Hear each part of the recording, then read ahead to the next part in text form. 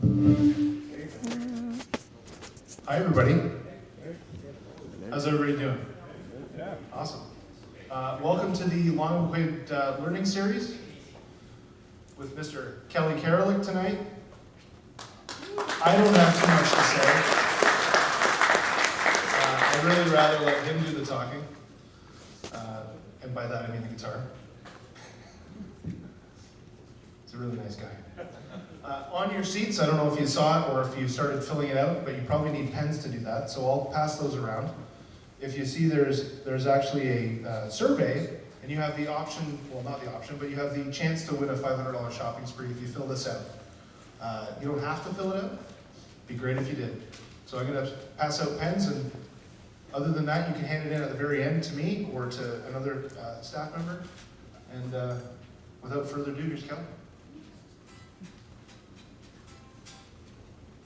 Hey, what do you think of my new place?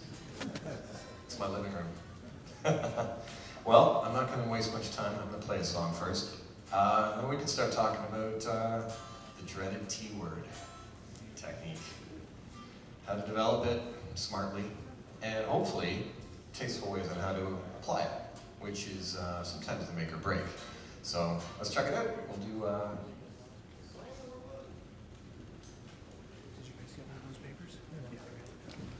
Put a pen there and then you guys can have the pen.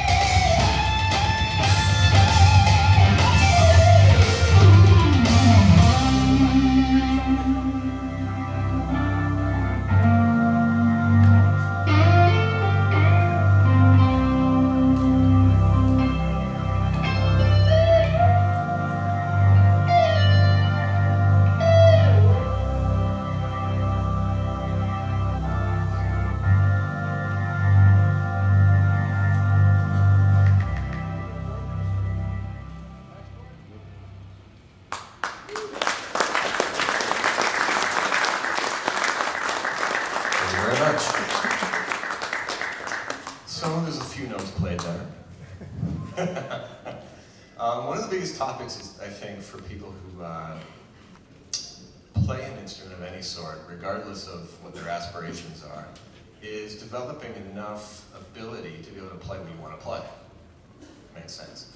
There are those, obviously, who get influenced by players who play at perhaps another technical level that not everyone is going to be playing at. But if your inspiration is to be able to play those sort of things, you need a smart, organized way of getting there.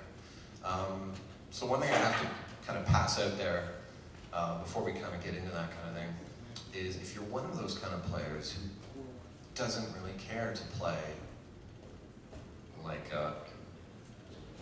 insert name here,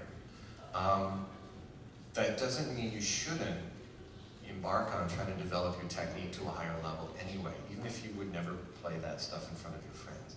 The reason is, imagine you have two cars traveling 100 miles an hour. One is a Ferrari and one is a K car.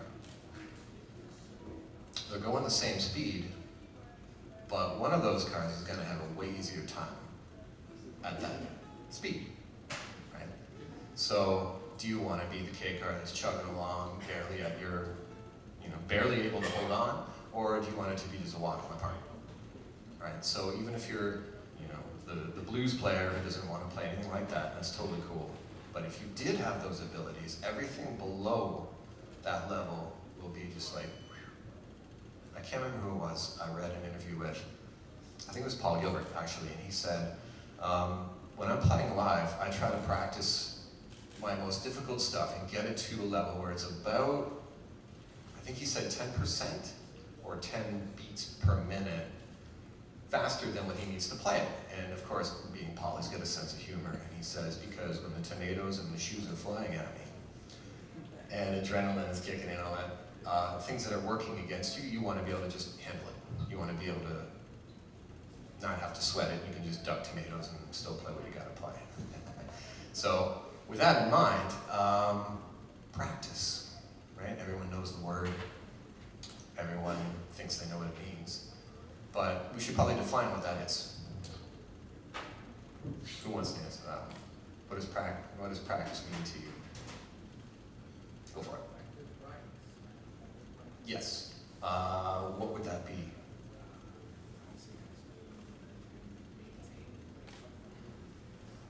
Totally. And you know what happens? I don't know if anyone heard that. Being able to play at a comfortable tempo, where you can handle everything and you're relaxed and everything sounds good, too, right? I think that's the main thing. I'm not going to be spewing out a lot of, like instructional licks, because you can find that stuff anywhere. I think this is more about with the things that you already are wanting to learn how to play, and you already know how to play, maybe you want to get them better. Those are the kind of things that you want to do. And I think the problem is, for a lot of players, especially guitar players, we're impatient. If we did it right one time, okay, we're ready to go. We're already at the next, we're already talking about the metronome and all that kind of stuff. Muscle memory doesn't work that way. Not really. How many times did you have to spell the letter A? Do you remember that back in grade whatever?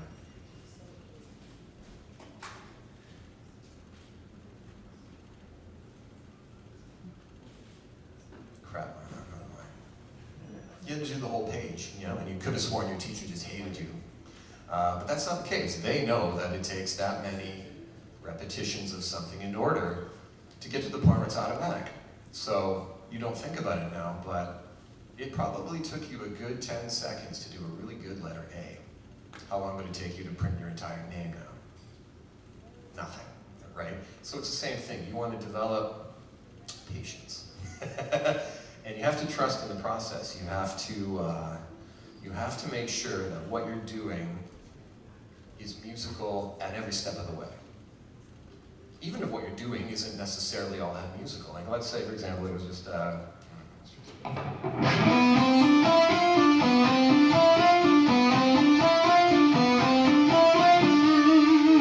doesn't sound like much, but let's say you want to get up to that level, or whatever, or beyond. You have to to make sure that as all that repetition is adding up, that you're giving your muscle memory good stuff. Your muscle memory basically pulls cards. If you feed it one good take, and then a bad one, and then 3 good ones, and then 2 bad ones, the next time you go to play something, your muscle memory goes, all right, I'm just going to pick a card here. Oh, it was a good one, so it'll do a good one again. If it happens to pick the bad one, you're making another mistake. So the idea is to program your muscle memory with smart stuff, good stuff. Right? And that's where playing really slow for a long period of time is kind of the key. I mean, everyone knows this, but I think a lot of players don't devote enough time to doing just that. If you were a fly on the wall in my music room, this is what you would hear.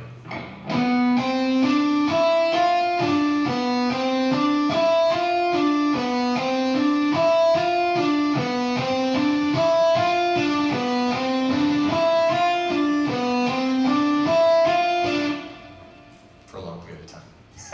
Not only at that tempo, but certainly long enough where I feel like, okay, I literally could do this forever and never make a mistake with it. Then I'll go, yes? When do you move on? How do you know when to move on? That's a good question. That's the thing. I think that's where we need some training with knowing when to move on, right? Because if you do something enough times, you might think, okay, I got it. Move on, right? Go to the next level or the next tempo, whatever it is. You will know to move on when, let's put it this way. It won't be while you're doing it. While you're doing it, while you're in the act of actually doing it, you're not going to see the results right away. You'll know after you take a little bit of a rest. You know, just literally stop for a minute or two and shake your hands out, and then go back and play it again. If you can do it immediately and perfectly, 5 times or whatever, then I would say move on a little bit. If you stumble after that little break, not enough time. I think that's, for some people, they probably have a different way of measuring it, but for me, that's the way I would look at it. But it's sort of like, it would be like going to the gym. A lot of players will play something a couple times, and then they think, okay, let's see if it's working. Let's see if it's sticking. That would be like going to the gym, doing a set of something, and then looking in the mirror. This sucks, it's never for me, this isn't for me, I gotta go. So it takes time. It takes time to see the result. Usually, I would say it's after a rest, whether that's a stop at the end of the day, you come back, or just later that day. I think you'll see the result of what you're doing. Some people say, well, how long should I play this before I take a break? I have an egg timer. I walked into a dollar store, which I hate doing, and I literally walked out with an egg timer. And the girl at the counter is like, sir, there's other stuff here. I'm like, I know, I just want to get that out of here. So I bought an egg timer. I set it for roughly 5 minutes, depending on what it is. And I just don't stop until it goes off. I've discovered, being a human being, that if you don't do that, if you don't employ an egg timer, something funny happens. You quit when you're bored, which is what, 15 seconds? Roughly, right? It doesn't take much. So it's a psychological trick. It's just there, ticking away, and you don't hear it or anything. But you know in the back of your head that that's there. And you won't stop until it goes off, because no one wants to lose to an egg timer. It's it. Are you using metronome as well? Oh, for sure. Yeah. Not necessarily both at the same time. I don't introduce a metronome into something that I've just learned, so that's not fair, right? If it's something you're just learning it, it doesn't make sense to go, all right, come on now, right? So I leave it out of the picture for a little bit. I'll introduce the metronome after I've done a little bit of muscle memory work and I've got it memorized. I don't need the sheet or whatever I've learned it from. When I feel good enough that I've got it memorized, then I can introduce the metronome and take it up. So this 5-minute thing we're talking about in new material and metronome, That's a perfect thing right there. Using the timer for new stuff, and just drill it really carefully and musically. Musically. So what does that mean? Well, even if this isn't extremely musical to you, which, let's face it, it's not. But every note should be treated musically. You know, did every note come out clear? Did it have rhythmic importance? In other words, is it just random notes, or is there like a rhythmic structure to it? Did the tone that you are producing sound appealing to your ears? So I have sort of like a checklist for anyone who's wanting to develop their technique, regardless of what type of technique, you know, alternate picking or sweep picking or anything like that. I have a checklist, and it goes like this. Think of all the qualities that you want this particular lick or part, whatever, to have. You want to go, well, I want the notes to come out clear. I want it to be rhythmically stable. I would like the notes to be really like smoothly connected and all that stuff. I want it to be fast. Maybe I want it to be fast. You decide on your own list, but then you do one thing. You take fast out, cross it. Now practice what you have on your list. Practice it rhythmically, practice it tone. In other words, use your ears. Use your ears just as much as your hands, and develop that. Don't worry about the speed. Wiggle your fingers. I'm not faster than you. You're just as fast as anybody at that. Even Mike, who plays drums, is freaking it, right? Okay. The only difference between us, or between players who are at that level and those who want to be, is what? Nope. Precision. We're equally fast. Our nervous systems all basically do the same stuff. It's precision. You have to practice being precise. Some people say, well, I got slick, and okay, so it's fast. I'll work on the precision later. No, you won't. You can't. It's not something you do as an afterthought. You have to integrate all these musical things that we just mentioned. You have to get them on the base level first. They have to be there if you want it to sound good, fast. You'll be fast. Guarantee you. You practice it and you'll be fast, but what are you practicing? Are you practicing sloppy, or are you practicing musical, with musical things in mind? That's really all it is. So you can apply this to anything that you're doing. If it's sweep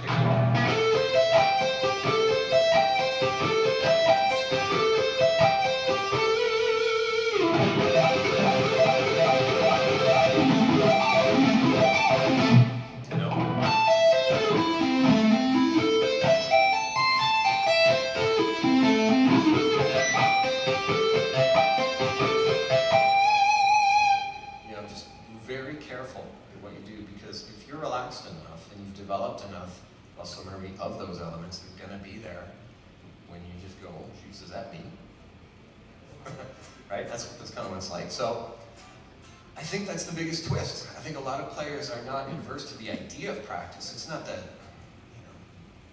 not that they won't do it. I think it's just if they put in enough practice time and they're not getting the results that they want, that they start to go, the football game's on. And they'll look for any excuse to do anything, but it's not all that exciting to do something where you don't see enough results, basically.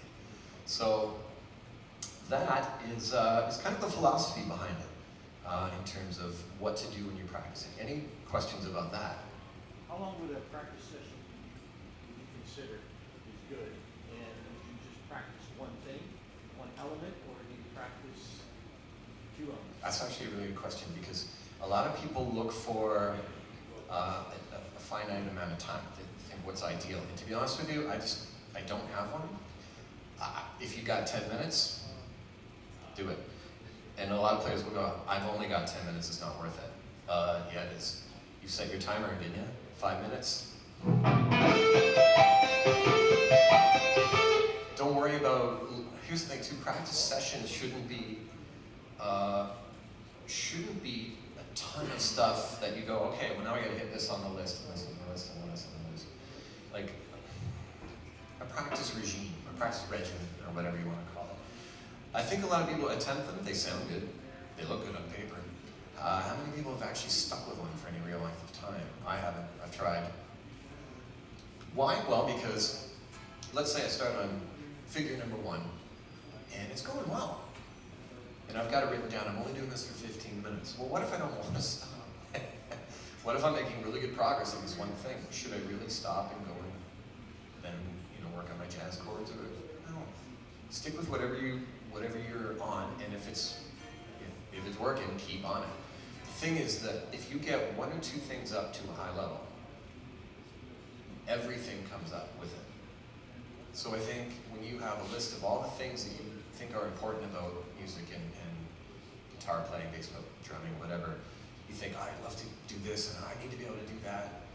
If you work on 1 or 2 things and get them to high level, you will be surprised at how everything kind of rises up with it. Everything. Give you an example. I was working on, I think it was I don't really work on this a heck of a lot, but it was a sweep picking sort of idea.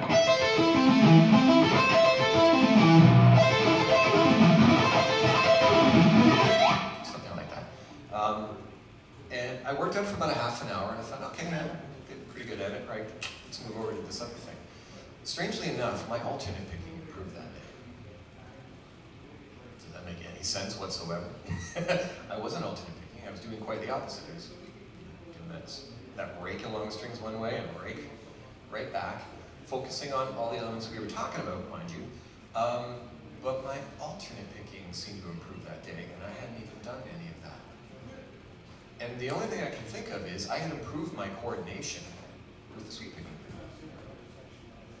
It's all timing, right, between the hands. To get that right,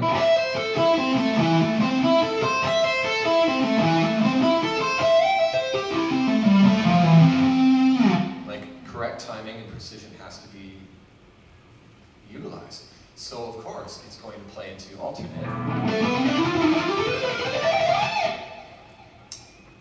The coordination is better. That's what I mean. So if you get one thing to a high level, don't be surprised if your coordination in general improves. Yes? Are those scales you're playing? Right there, that last thing I did? Yeah. Yep.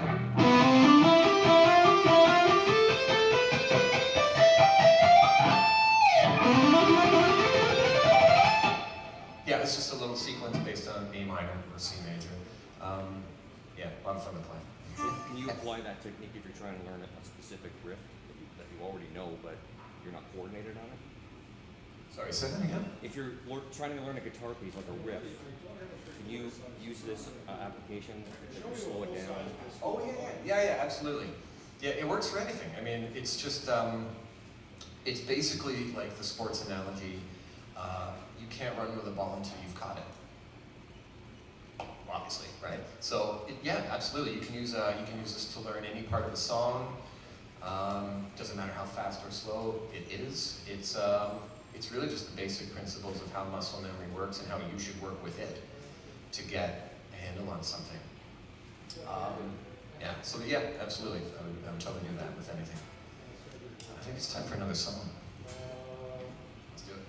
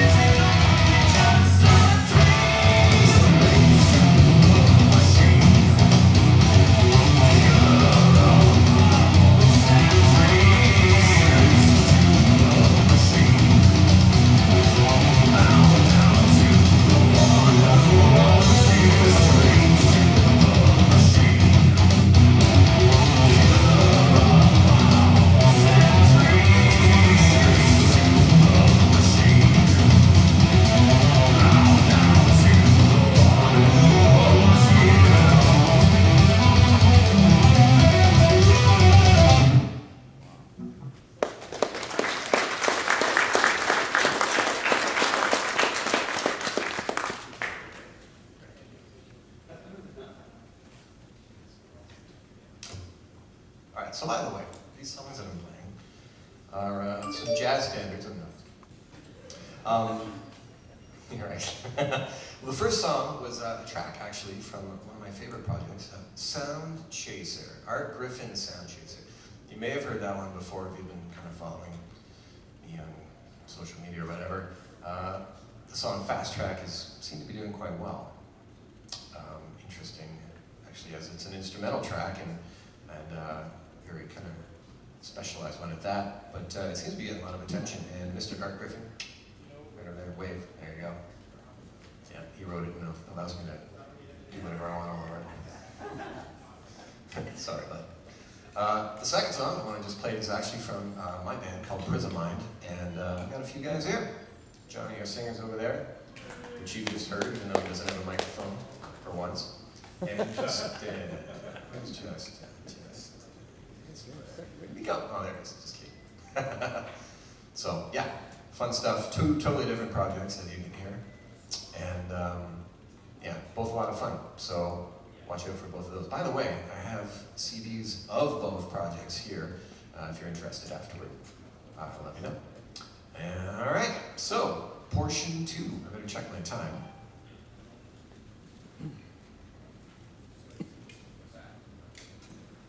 Okay, portion number 2. So basically, unless you have anything else that you wanted to ask questions about regards to portion 1. Yes?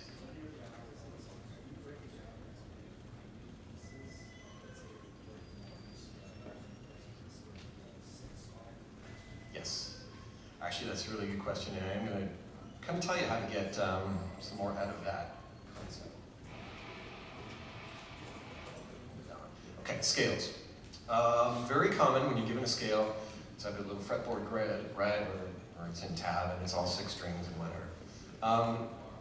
My own personal experience with those was that I would stare at the page, I would play, hoping I'm not hitting any wrong notes because I'm not looking at my neck, I'm looking at the page. I would get through it, and then I would move on to the next one. Eventually I would remember how to play it.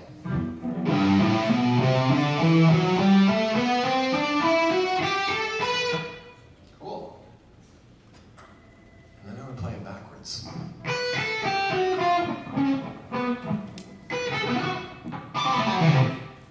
I couldn't remember it. I lost the breadcrumb trail. I'll try that again. Breadcrumb trail. I couldn't find my way back. So I realized that part of my method for practicing was flawed. I was treating it as thinking that if I just play it ascending, I'll be fine on the way back down. It wasn't the case, as you can see. So, and I've had a lot of students actually, when we're working on scales, they'll clearly be doing the same thing. They play it ascending fine, but then as they come back down, there's these big question marks that are popping up. So I kind of came up with a method that helps me, and consequently others. So here you go, it's really quick. Your brain has an infinite capacity, but the opening is that big. You can only take in so much of this at one time. So what you do is you play just the notes on the first, well, 6th string,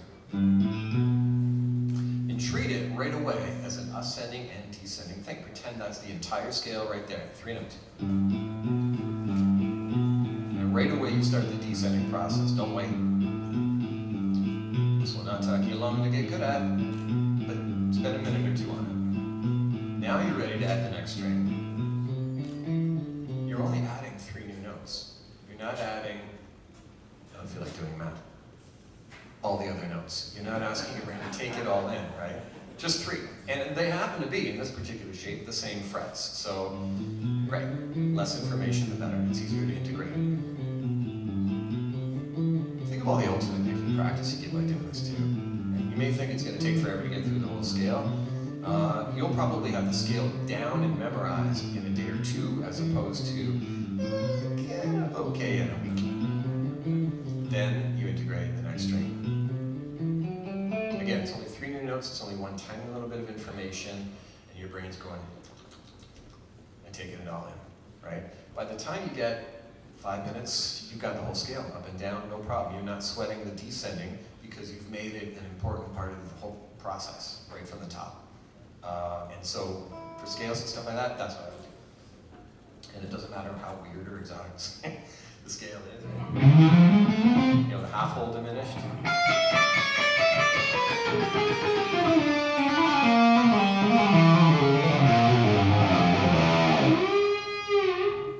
Right?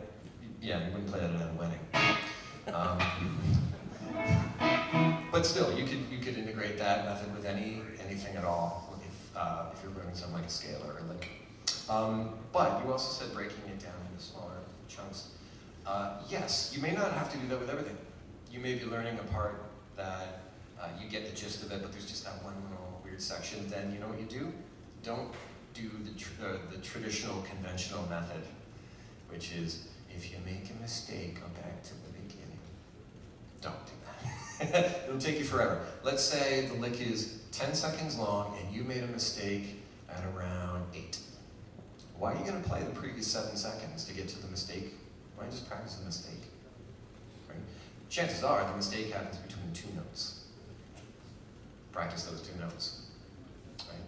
And then expand a little bit. So let's say it's this lick again.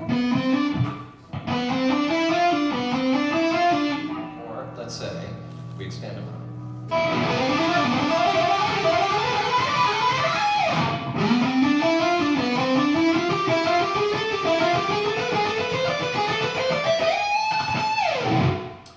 Let's say I made a mistake. Right here. Because in this case, I'm using the fretboard, but I had to extend my index finger by 1 fret. And so everything else up to that point has been the same fretting and fingering. So maybe my index finger moving that extra fret screwed me up. Why would I go back to doing all this again?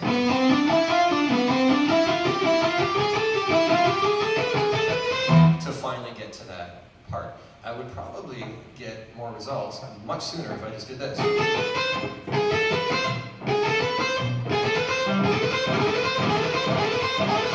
Just being careful again of all the elements, making sure the notes sound good.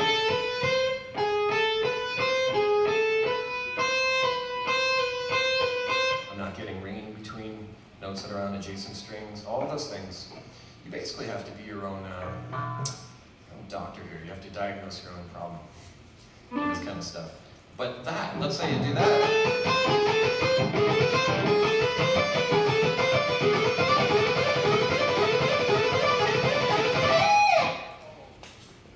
In 5 minutes, you'd have that thing lit, probably. If you did it the other way, where you went back to the beginning, it would take you, I'm going to say, probably about 3 times longer.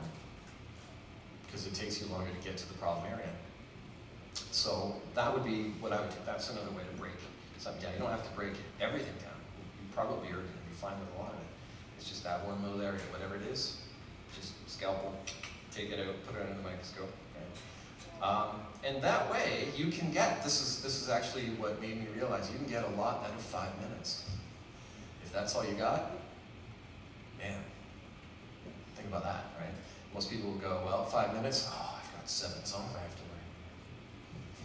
learn. Okay, well that's not really realistic, is it? So pick one little thing that you don't feel really good about and isolate it, and then don't be surprised if 6 minutes goes by before you go, oh yeah, I could go. So, okay, so anyway, let's say now that we get to the point where practicing is cool, we're seeing results, and you're developing these little licks and ideas and stuff. You want to expand upon them. You try to get more mileage out of one little idea. For example, let's go back to that idea. Right, in and of itself, it's a little clip, it's just a little segment of whether you want to look at it as C major or A minor. It's just this little 6-note grouping.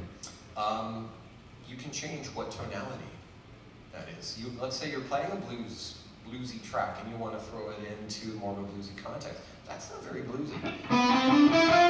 No one's calling you Blind Lemon Jefferson for playing that one. So let's try to integrate that into a blues scale.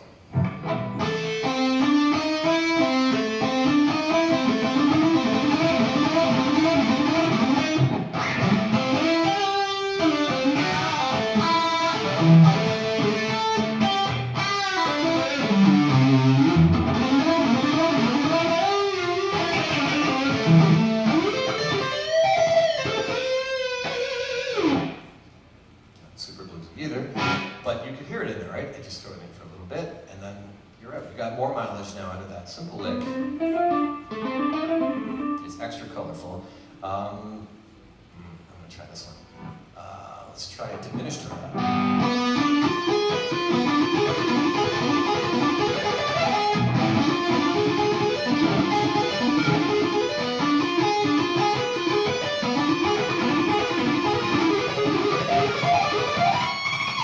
Something like that. Totally different sound. It's the same lick. It's the same 5 notes up, and then back to your third note. 1, 2, 3, 4, 5, and then back to what was your third note.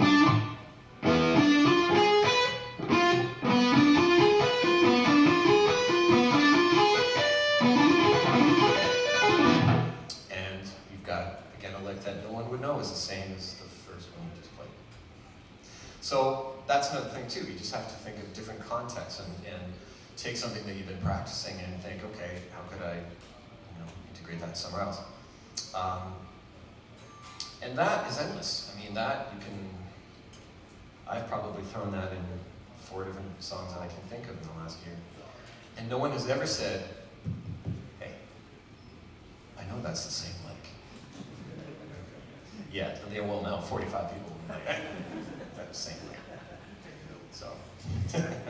Any questions about anything related to that? Yes? Yeah, Kelly, do you use like a certain source that you go to for scales? I mean, maybe that's like obviously way beyond you, but like for someone like myself who is going to want to go back and sit there for 5 minutes and 10 minutes a day and play the same 4 notes, maybe a good place to go online to grab that different scale?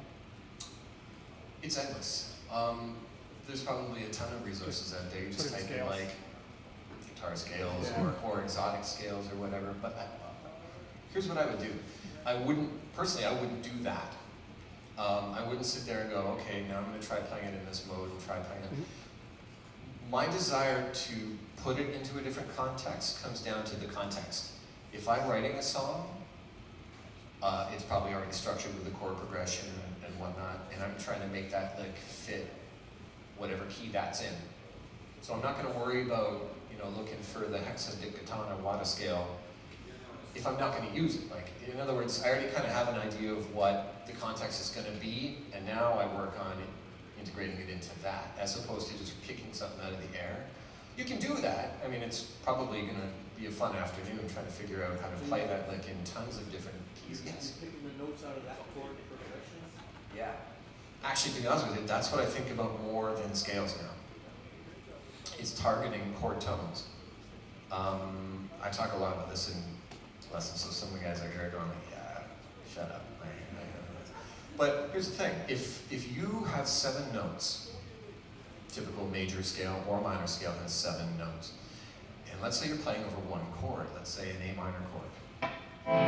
You have 3 notes in that chord.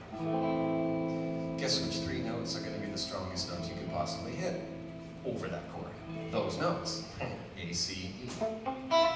That's 4 other notes that are not going to be as strong. 3 versus 4, so it's a losing game. So you can hit the other notes and they're going to be fine. They're not going to be offensive or anything like that, but they're not going to be as strong.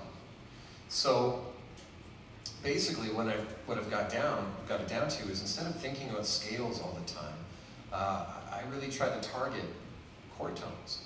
Within the scale, of course, but I make them the important notes. So take a blues, take whoever, a great blues player, and he's rocking with his band, and it's all cool. 9 times out of 10, if you went and pushed the backing band off the stage and shut the PA off, and have him just play on his own, I bet you wouldn't hear the chord progression underneath. You wouldn't hear it implied in what he plays. Right? It's probably like.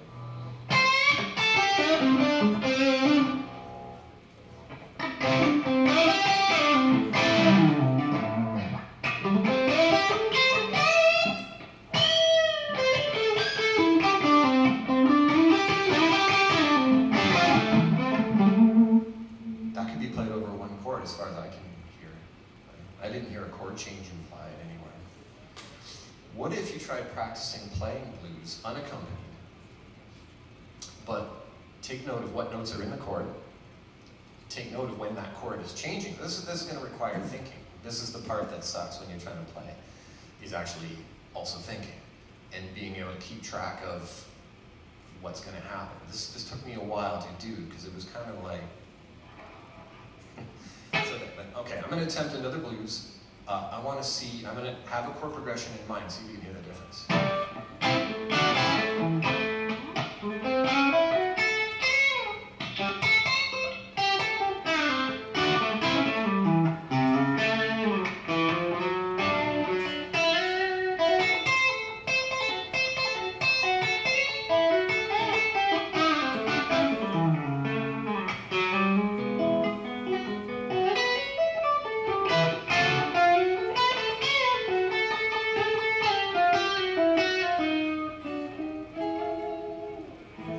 Could you kind of hear, oh, there's the D chord.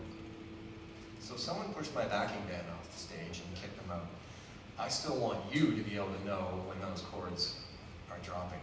Blues is a cool thing because you're basically dealing with 3 chords. It's a great way, it's a great guinea pig, I guess you could say, to trying this out.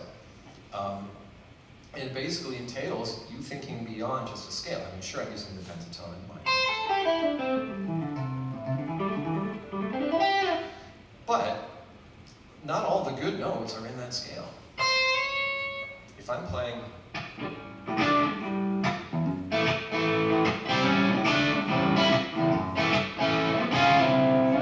over a groove sort of like that, I mean that main chord is an A7. It's a major chord, basically with a flat 7. That major chord has a major third, and that is not in the scale that I'm limiting myself to. So I want to throw it in. Just that right there. Instead of just that. Right away, that's going to tell the audience, hey, he's playing over an A7 chord. Actually, they're not going to know that, but whatever. They're going to understand. They're going to understand it. They're going to be like, okay, yeah.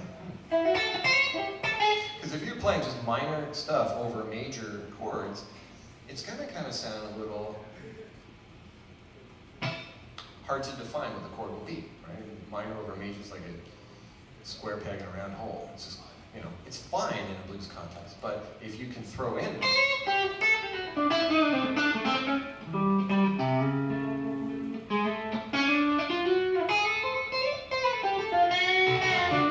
now to get to the D chord, I would add an F sharp, which is not in the pentatonic minor. It has a G and it has an E, but it doesn't have the F sharp in between. I would add that in there.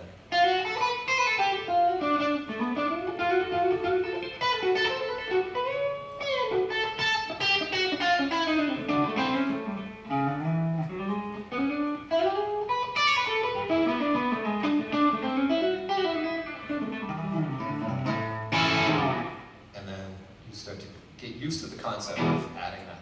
So long story short, I don't know, scales, what? No.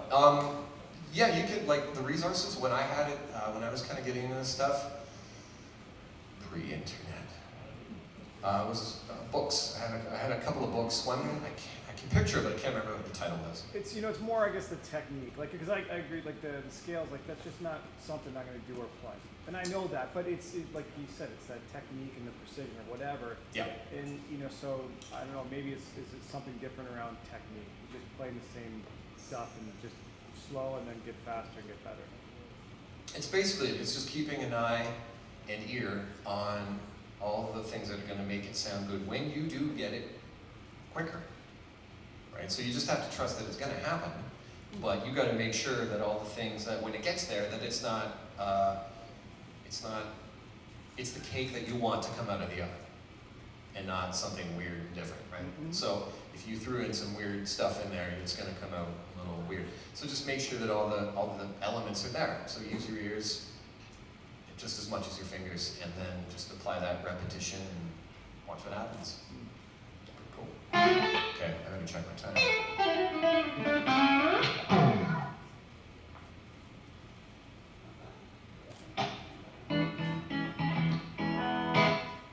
Any other questions?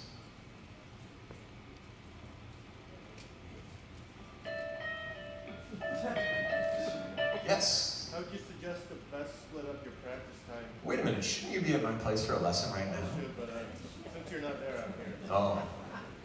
How Hey, to, Steve. how to best split up your practice time for practicing technique and practicing this music theory, or would you practice them together? They were most certainly practiced separately when I was doing it, for the most part. But there's no reason why you can't do it at the same time. In fact, if you took the time to think about everything that you're playing as you're playing it, because again, you're playing slow, right? So take the time to go, all right, well, what are these notes? What are they called? Do you know that? A lot of players don't. They learn scale well, we've talked about this, right? They learn scale sheaves, and the guitar is a very visual instrument. You know, like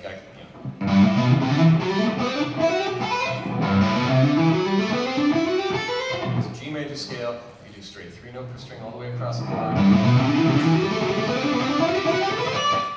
It's easy because you get 2 strings like this, 2 strings that'll do that. In other words, we think of it in terms of hand position and shape.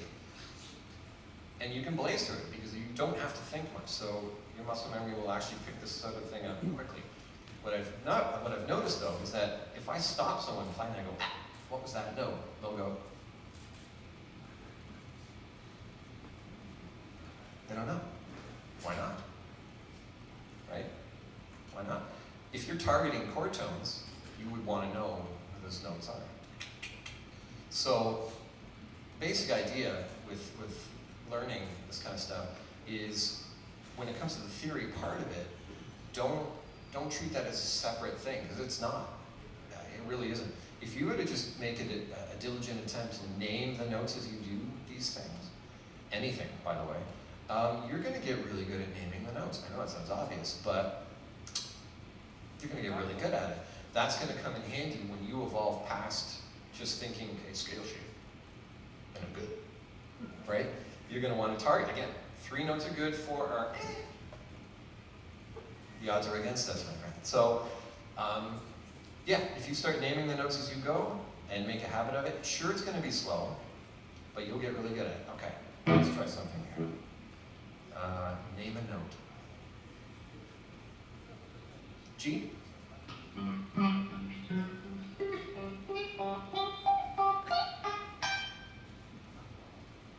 little boo-boo here and there. Try another one. A?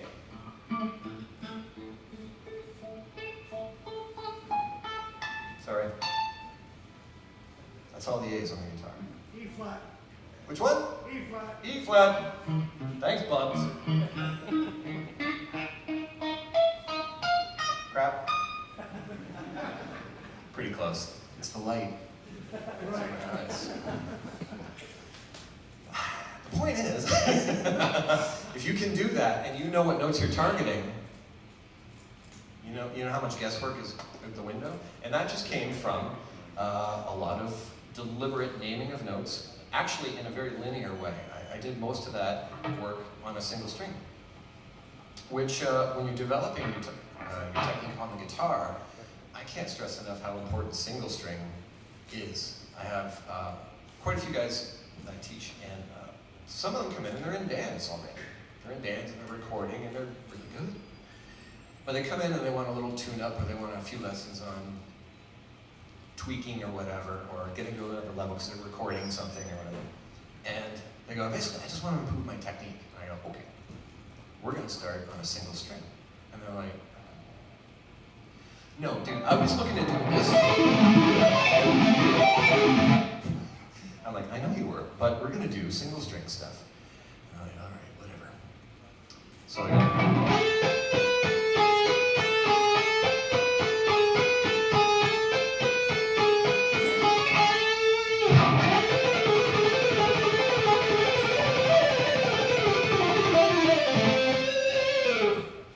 and then they go, let me try that. And I go,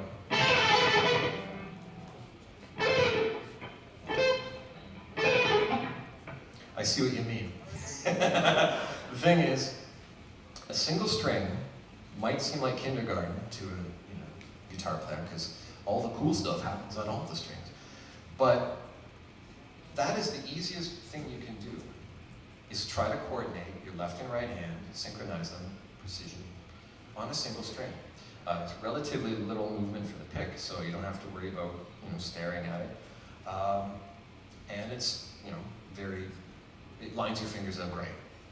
If you can't do that at a high level, you can't really expect yourself to do it across strings. It's going to be more energy. It's going to there's another technical hurdle of getting over the strings, for one. You've basically just added another challenge or two before you even mastered the easiest thing. If you master or get really good at single string playing, again, watch what happens to your regular playing, your multi-string licks and all that kind of stuff. You're instantly going to be better.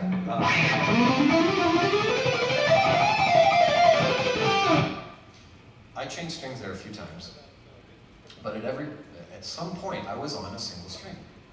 I'm on a single string here, and I'm on a single string here for a bit.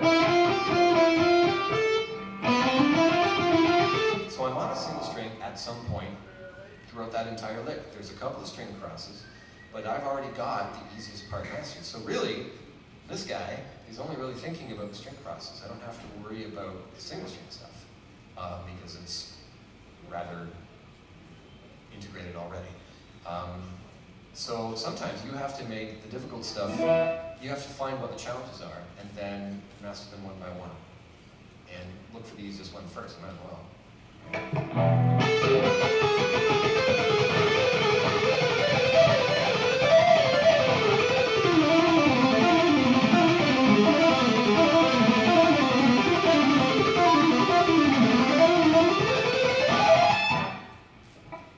That's single string stuff with the occasional string cross.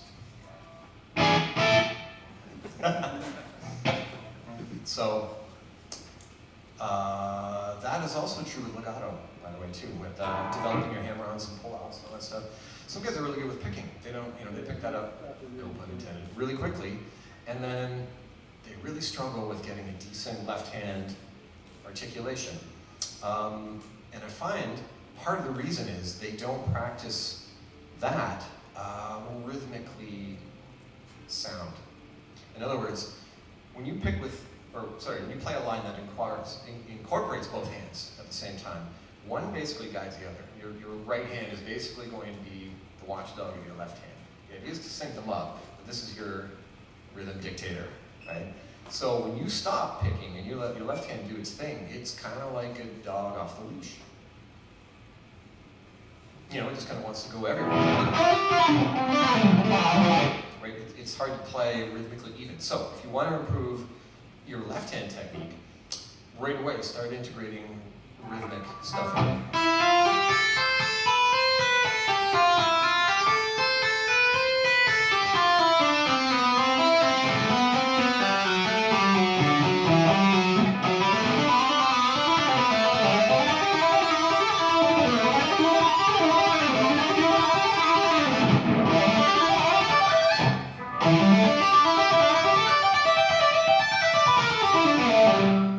Can you do it to a click?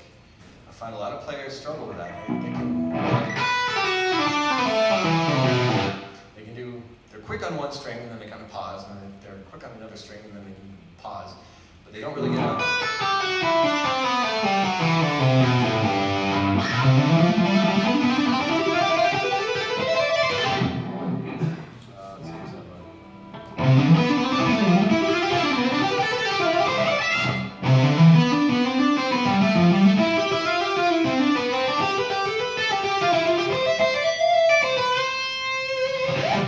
So you kind of want to pay just as much attention rhythmically when it's just the left hand.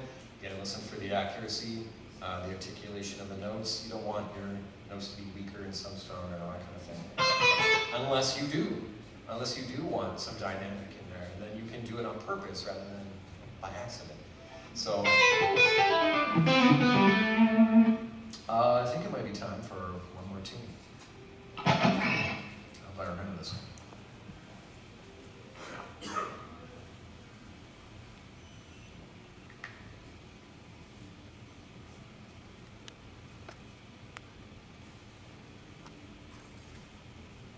Okay, by the way, this one. This one is a project called Negus, Steve Negus. right over there. Some of you guys will know him, some of you don't. For those who don't, former drummer of Saga, Canadian progressive rock legends. We're working on his second album at the moment, and I would say it's going quite well. By the way, I mixed this today. Did you? Okay, so this is a, Mix on this one. okay, so the version I'm about to play is totally not what's going to be on the album, is it? No, Great. Thanks, bud. similar. Similar, okay. All right. In the same key. Second, well, that's a start. Okay, let's give this a try.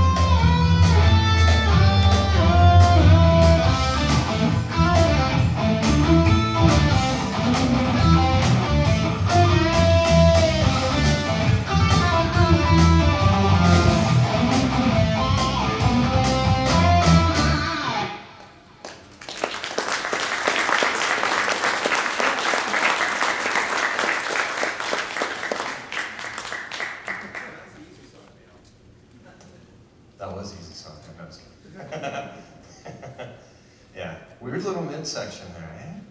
It almost got jazzy there for a bit. Yeah. So, yeah. Any questions about the tunes? Or these bands or projects or any of interest. Yeah, John. I have a question. Well, not really a question. It's just something that I'm aware of because I play with Kelly all the time. Maybe you could kind of explain your exercise and stretching techniques before you do a gig.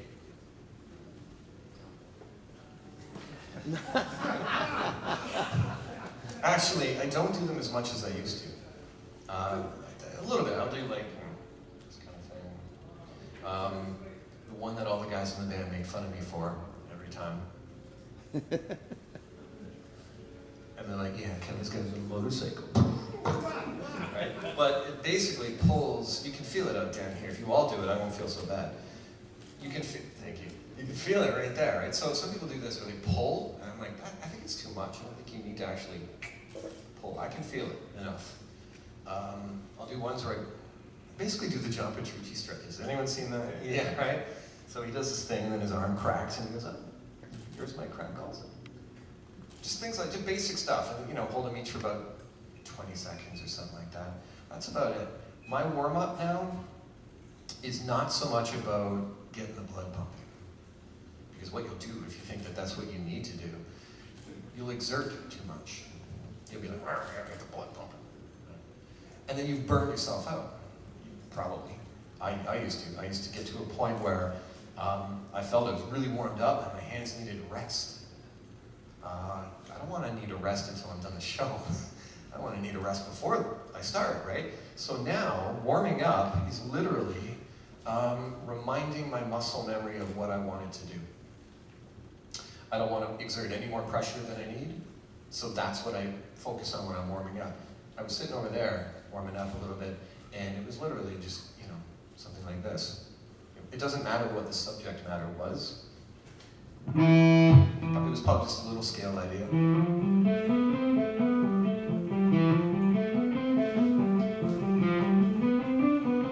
But I'm basically just trying to stay relaxed, and I'm trying to remind my muscle memory, psst, stay relaxed, dude. That's what I'm doing. So I'm not exerting any more than I need to. I'm not picking any harder than I need to, and I'm certainly not I'm not trying to break speed world records or anything while I'm warming up. And the funny thing is that once I started to take on that approach, oh my God, it was so much easier to play. It was just like, fingers were flying everywhere, and in other words, I just didn't struggle. I didn't struggle, and I didn't feel like I was burning out after the fourth song, because I wasn't. And I was, just reminding my muscle memory, hey, just relax and stay relaxed. So that's warming up now. It's not even so much stretching or jogging on the spot or doing a 20-minute workout or anything like that. It's literally just go, hey, remember how light to press? Remember how light to pick?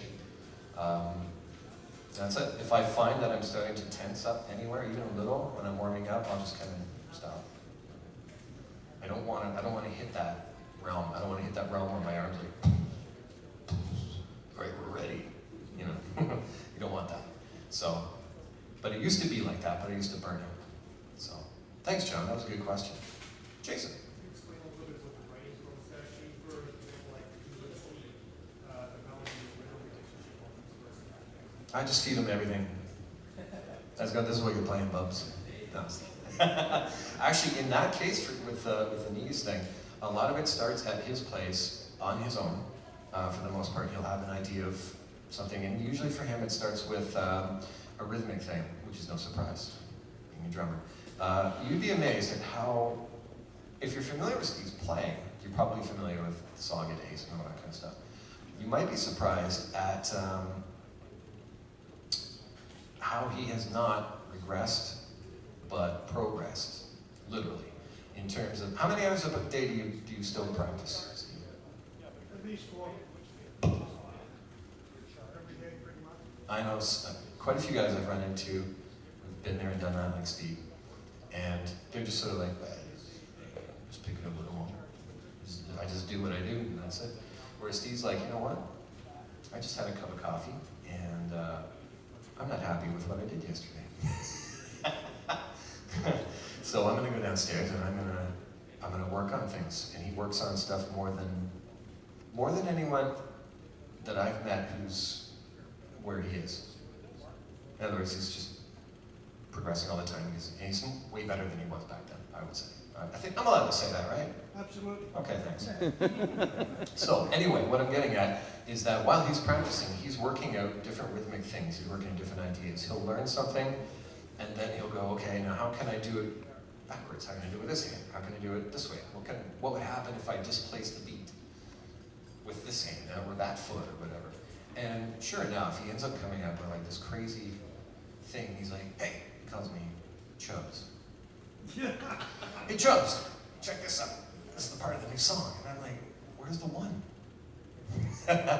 So he comes up with this crazy rhythm and whatnot, and then it becomes part of the song. So in other words, while he's sitting there doing this, he'll come up with his own chord structure, whatever, whatnot. When I get in the room with them, a lot of times it's like, I listen to it and go, okay, maybe a melody should go there, let's try to craft one, or let's find a rhythm part or whatever. So he's already got basically the groundwork of the song roughly in place.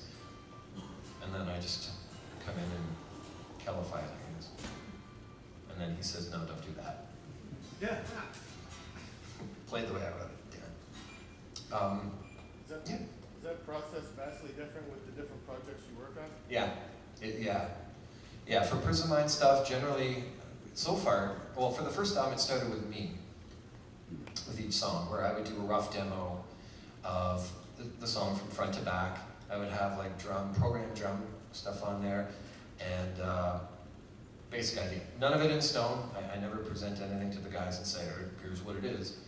And then I give it to those guys. I give it to Justin. Justin comes up with this bass line that I would never have thought of, takes it to a whole different place. John writes the lyrics, melodies are all his, and again, the song ends up like better than I could have anticipated. And Mike, for drums, I will give him the drum track, like I'll present it, because it's just it's a rough idea of what I want, but I don't want him to do that. And he's more than happy to take the reins and go, yeah, okay, can you not send me the drum track now? And I'm gonna do my own thing. So we literally pieced it together that way. It started here with me at my place, and then I just let it go, and it ends up, without fail, better than it started. The new album, though, we're kind of taking a different tactic. I'm trying to get Mike to send me stuff he's been working on. Justin, same thing. He'll have like these little licks and runs that they're working on, and I'm getting them to send them to me, and we maybe use those as the impetus for a new song, instead of me finding a drum track and all that kind of thing. But I will say this, Steve, because you kind of brought up a good question. None of the songs in that album started with guitar at all. You know guitar players, right?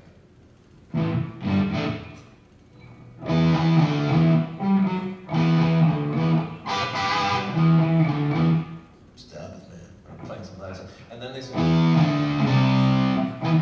in other words, they just move their hands around and they try to find something that sounds good. And then when they find something that sounds good, they go, okay, that'll be it. So they're only doing what their hands have been programmed to do, and they're just waiting for something cool to come along.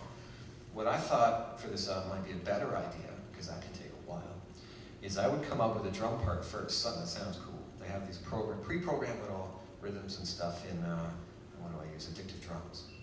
And some of them are really good. So I'll just listen to it and go, okay, if Mike were playing that, and he said, hey, what would you play over this, or come up with something over this? It started from a rhythmic thing. None of the songs started from me messing around on the guitar. It was all, what would I play if that was going to be the drum part? And I would write stuff that I probably would never have come up with if I just thought, as a guitar player, you know, okay, let's sit down and play some chords, right? So, yeah, the processes for all these projects are vastly different from each other. Now with art, this is the funny one. This is the funny one. Well, you're funny. No. He lives in Collingwood. He records in Collingwood. He's got a studio up there. For the most part, I go up there and do everything there. I don't get to hear anything until I get there. None. Didn't send me anything. Check this out. You're gonna listen to this, learn it, and then we'll record it. He doesn't send me anything. He just goes, come on up. And he goes, okay, check it out. What do you think? Okay, now I want you to play here, and here, and here, and You know, the idea there is the only way I can prepare is to have my chops together and my ears open, right? And then just go, okay, well, here it is, here's this part, come up with something, yeah, I think that'd be cool.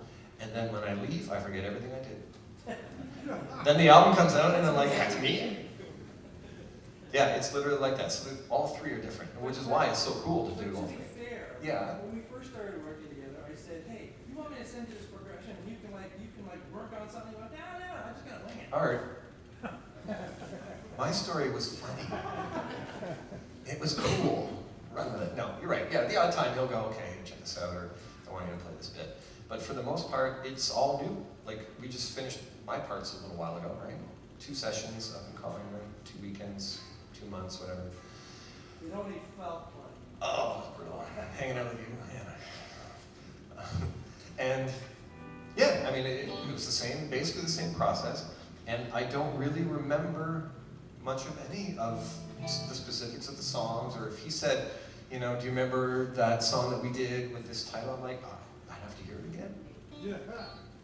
Because that's just the way it goes, right? And I like that. I think it's kind of neat. Now, when I had to relearn Fast Track, the first song today, that was pretty funny because that was me going, what the hell did I play there? And I could remember some of the stuff, you know.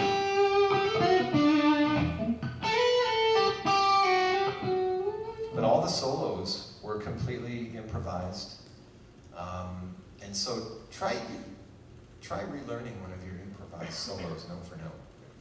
It wasn't obligated that I do that, of course, it's just, I like it and I thought it was a good part of the song, so I felt obligated to relearn it. But try that. It's like, it would be like recreating a conversation that you had with someone, word for word. That's hard to do. You remember the gist of it, but you don't, you know. How much of your solos are improvised?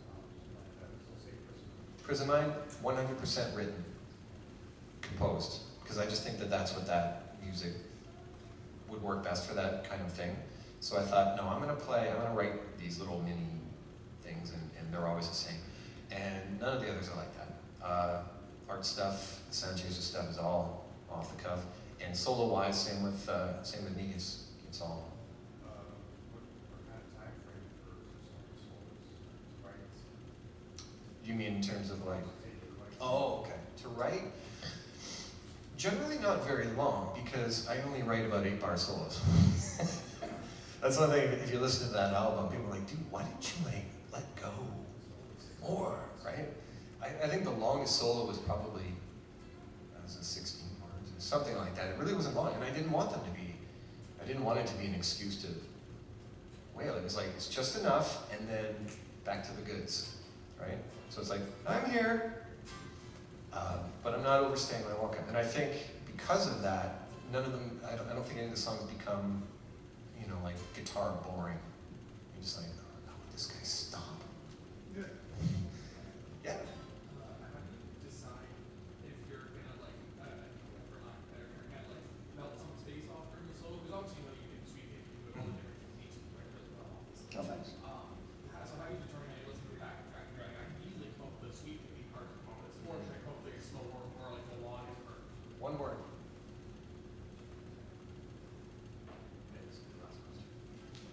One word, balance. All my favorite music has balance. Anything that's really good, any sort of art, I think has sort of a balance. Stories, movies, whatever. So if I think it should start with a melodic,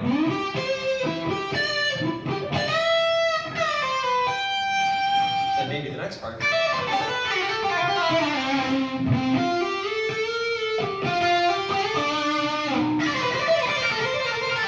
Like in other words, it should sort of like hand it off one to the other. If it's all slow, it's probably going to get a little stale.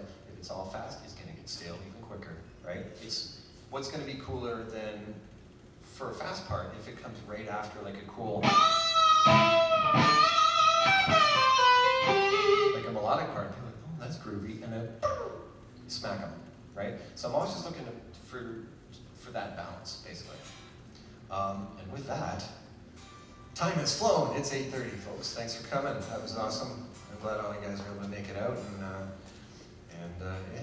So Thanks again, and thanks for inviting me out.